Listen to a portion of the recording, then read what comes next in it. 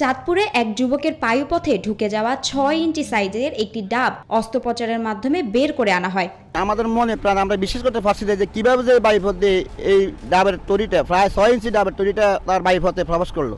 অপারেশনের পর বের হওয়া ডাবের আকার দেখে তাজ্জব হয়ে যান প্রতিবেশীরা এবং কিভাবে পায়ুপথে ডাব প্রবেশ করলো তা নিয়ে শোনা গেল নানা গুঞ্জন।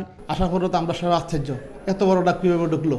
চাঁদপুরের শাহরাস্তি উপজেলার টামটা দক্ষিণ ইউনিয়নের কুলসি গ্রামের মাসুদুর রহমান তার বায়ুপথে দুর্ঘটনাবশত একটি ডাব প্রবেশ করে। বাড়ির পাশে পুকুর পাড়ে একটি গাছের ডাব পাড়তে গিয়ে পড়ে গিয়ে এই দুর্ঘটনার শিকার হন বলে জানান রোগী নিজেই। পুকুর পাড়ে একটা নারকেল গাছ ছিল, ওই সারা গাছ, ওই নারকেল গাছ উঠছিলাম আমি।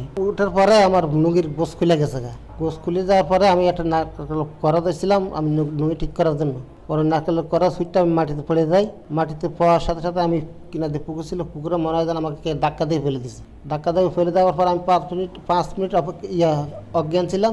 উৎসাহী স্যার আমি দেখি যে আমার এই সমস্ত ব্যথা ফাটে দিতে আছে। পরবর্তীতে উপজেলার ওয়ারুক বাজারস্থ মেডিল্যাব হসপিটাল অ্যান্ড ট্রমা সেন্টারে ভর্তি হন মাসুদুর রহমান। আমাদের এখানে গিয়ে কালকে একটা রুগী আসছিল, পায়ুপথে গিয়ে ডাব ঢুকে যায়, যেভাবে হোক ডাবটা ঢুকে যায়। পরবর্তীতে আমাদের এখানে কর্তব্যরত আমাদের হসপিটালের এমডি ডাক্তার আরিফুল হাসান, উনি অনেক কষ্ট করে ডাবটা অপসারণ করেন। পরে এক্সরে করে পায়ুপথে ডাবের বিষয়ে নিশ্চিত হন কর্তব্যরত চিকিৎসক ডক্টর আরিফুল হাসান। এরপরে সিদ্ধান্ত নেন অস্ত্রোপচারের। একটা শ্যাডো পাচ্ছিলাম, তা আমি হয়তো নর্মালি মনে করছিলাম এটা সাইজটা ছোট বা মানে ছোট সাইজের। আমি অপারেশন থিয়েটারে নিয়ে গেলাম, নিয়ে যাওয়ার পরে দেখলাম যে না, সাইজটা আসলে অনেক বেশি বড়। আর বিষয়টা আসলে আমি নিজে আসলে সত্যি করে অবাক, এরকম কেস আসলে আমি কখনো পাই নাই, প্লাস আছে ওইভাবে দেখিও নাই। আমার জন্য বিষয়টা নতুন এবং যথেষ্ট চ্যালেঞ্জিং ছিল।